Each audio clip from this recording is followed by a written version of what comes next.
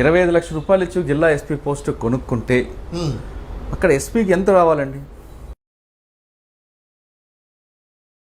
మాదాం అనుకోండి, ఆ 25 లక్షలకి 25 కోట్లు సంపాదించవచ్చు. వాడు డబ్బులు ఇచ్చే వచ్చాడు, డబ్బులు కొనుక్కునే వస్తారు వీళ్ళందరూ. ఎవడో ఎస్పీగా ఎక్కడ ఆదాయం వస్తుందండి అసలు?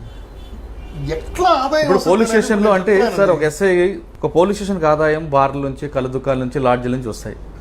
నెక్స్ట్ సిఏ లెవెల్ ఉండదు సార్. పోలీస్ స్టేషన్ కి లాడ్జ్ల నుంచి అది నుంచి ఇట్లా ఉండదండి. ఇప్పుడు నేను చెప్పాను కదా, ఒకటి నక్సలైట్ ప్రాబ్లం, రెండో ప్రాబ్లం యారక్ ప్రాబ్లం.